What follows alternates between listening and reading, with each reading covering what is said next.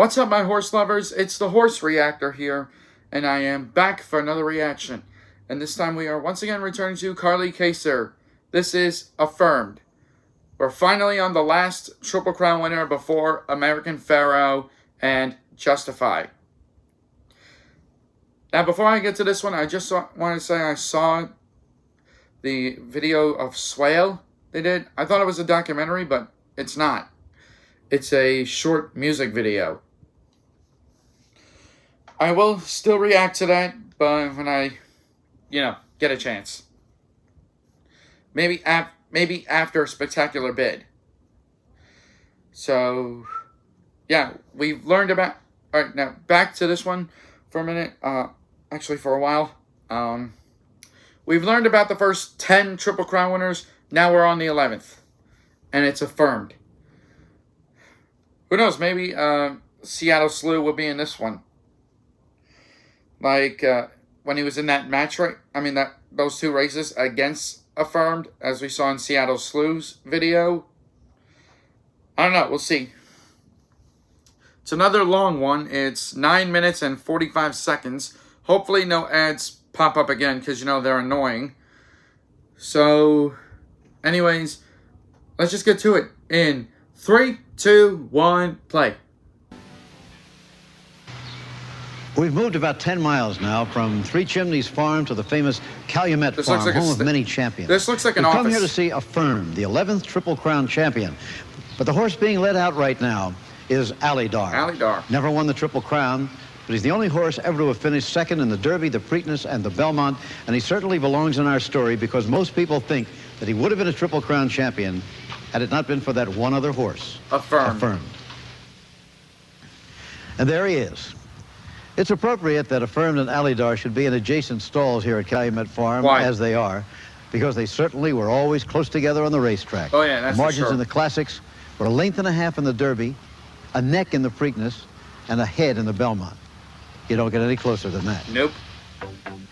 In his first stakes race, the Youthful at Belmont in June, Affirmed was a winner. It was hardly noticed that another colt, Alydar, finished 5th that day. There was much more to come. Oh, yeah. Alydar beat Affirmed in the Great American, but Affirmed came back to take the Hopeful at Saratoga in August. They next met in the Futurity at Belmont in September. The rivalry was in full flower now. The two colts battled it out all the way. Each had the lead in the stretch at one point, and when they came to the wire, it was anyone's guess. The photo showed that it was Affirmed. Okay. They were back at the beautiful Belmont plant for the Champagne on October 15th. It was the first time they had run as far as a mile, and Affirmed was a very slight favorite. But this time it would be Alydar storming from the outside in the final 16th, who would win the day. Alydar turned the tables on him. Steve Cawthon, the sensational teenager, was Affirmed's regular rider now. The Laurel Futurity was another classic. Alydar the favorite this time, but Affirmed charging on the outside, winning the 2-year-old championship for the Wolfsons. Their next meeting wouldn't happen until the Kentucky Derby of 1978. They started their 3-year-old campaigns a continent apart. Affirmed was in California at Santa Anita. He won a sprint and the San Felipe Handicap, then prepared for the Santa Anita Derby. Cawthon had been set down for a riding infraction, so Lafitte Pinkai was at the reins in this race to establish the West Coast Challenger for Kentucky. As was his habit, he took the lead from the start. It was an easy race for the son of exclusive native. Pinkai gave him the whip through the stretch, though, to keep his mind on his business. He won it by 8 lengths. Wow.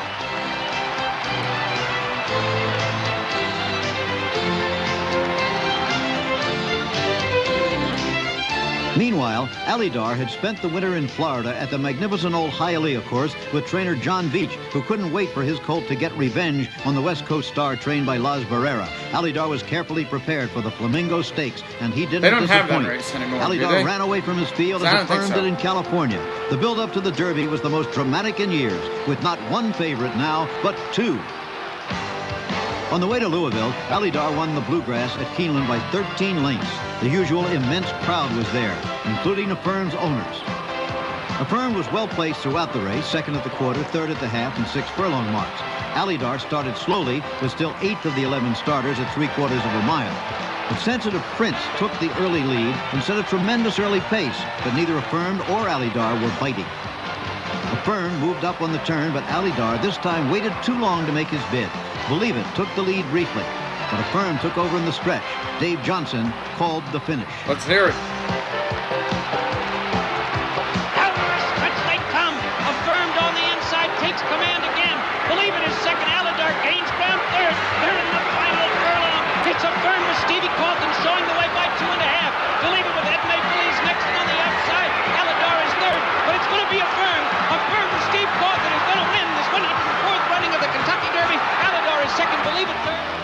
And so the first big one of the big three was chalked up for Affirmed. Yep.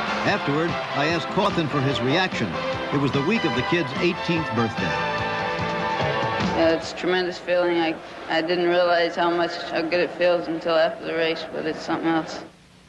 Affirmed had the upper hand for sure as they arrived in Baltimore for the Preakness. The colts were so closely matched, but it was beginning to look like Affirmed had the extra edge every time now. Oh, really? The Wolfsons were there to see Affirmed, but Alidar's owners, Lucille and Admiral Gene Markey, were wheelchair-bound at their Calumet farm home watching on television. Affirmed let the long-shot track reward lead briefly, but then took over and led after a half mile. Alidar was closer this time, about 5 lengths off the lead and then moving up, well placed for his stretch drive. That's Alidar in the devil red silks on the outside, moving up. The crowd sensed what was coming, and it was just what they had hoped for.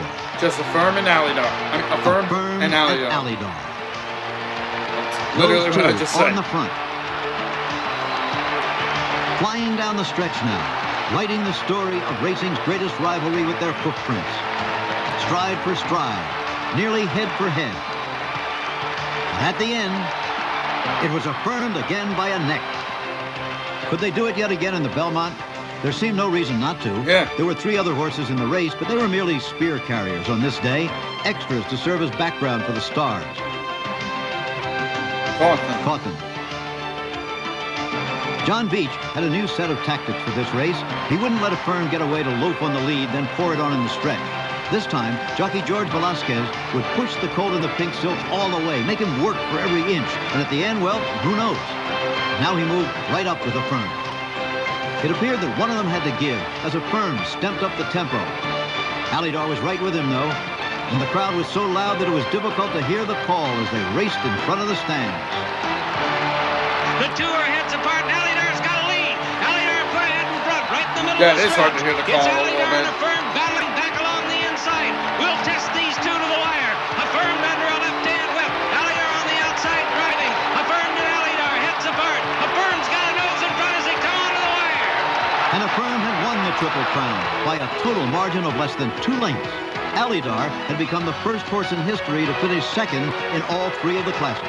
In any other year, Alidar almost certainly would have won the Triple Crown himself. These were tired horses now, but after a rest, another meeting was still to come. When?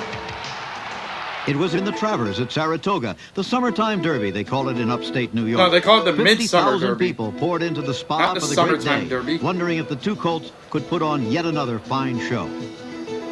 Only 4 horses? In the early going, Where are the other they 2? got their money's worth. Alidar had learned now that he couldn't let Affirmed have his way, that he had to push him as he had done in the Belmont. As you will see, nearing the far turn, Alidar tried to pass his rival on the inside for the first time, but the hole wasn't there, and Velasquez had to pull him up. An inquiry or objection was inevitable. Affirmed went on to finish first, and Alidar, remarkably, got back into the fray and took second. That was important because when Affirmed was disqualified, and there was the moment again, Alidar was moved ahead of him into first place. It was an inconclusive end to their great rivalry. But it was the last time they would ever meet. That's gotta suck. And I reacted to the Despite rivalry. defeats later in the season by Seattle Slew, Affirmed was named Horse of the Year. The next spring, Hollywood Park. After a couple of defeats, he went on another winning streak with his new jockey, Lafitte Pinkai. He had replaced Cawthon, who was in an extended slump. The race coming up was the Hollywood Gold Cup. He was carrying 132 pounds, the most in his career. Wow. He carried that much? Now it's Affirmed in front by half length. Sirlad is second and six. Affirmed drawing out. Affirmed and Sirlad and checks. And Affirmed is the winner by half length. Sirlad second. He had carried that tremendous weight, 132 pounds, a mile and a quarter in a sensational 158 2/5. So Affirmed continued on his majestic way. With this victory, he passed Kelso as the all-time leading money winner and became the first horse to win more than $2 million in his career. Wow. Later, he traveled east, there to meet a new challenger. Oh. It was Spectacular Bid, winner of the 1979 Derby and Preakness. He's supposed to be in the next video. As with Pinkai, he had a new rider, the great Bill Shoemaker, replacing young Ronnie Franklin. They were set for the start. And of course, Affirmed took the lead immediately. As you will Did see he in win? the stretch, both Spectacular Bid and Belmont winner Coastal took their shots. That Spectacular Bid between horses, Coastal on the rail, but Affirmed once again was the winner and again would be Horse of the Year. Dang. One final touch was left. At Aqueduct later, he was paraded before the crowd one last time and then retired. He stood as a stallion first at Spendthrift Farm, then was moved to Calumet. There he joined his old rival Alydar in the stud barn. And now there would be a new rivalry. What is it? Which horse would be the better sire? Only time will tell for sure. Oh, yeah. This is where all Triple Crown stories end, at Belmont Park in New York, scene of the Belmont Stakes. Yep. 22 horses have come to the Belmont with a chance to win the Triple Crown. All right. So that was Affirmed. So we have finished all 11 Triple Crown winners. We did see Spectacular Bid in this video, but his documentary is going to have to wait till another time. So, we'll Swale, even though that was a music video, like I said before. And it's a short video, so that will be a short reaction whenever I get to it. But Spectacular Bid's video will be the last video, like, as a documentary. Unless there are more, but maybe not from this channel. So, it'll be like the last documentary from Carly Kaser. But we're gonna have to wait for the next video to see if it is. Anyways, that's gonna be it for this reaction. So please leave a like down below. Most importantly, copy the name of the video I reacted to and search it up in the search bar so you guys can see the video for yourself without having me talk over it. And click over here to subscribe. And I'll see you guys in the next video. Later.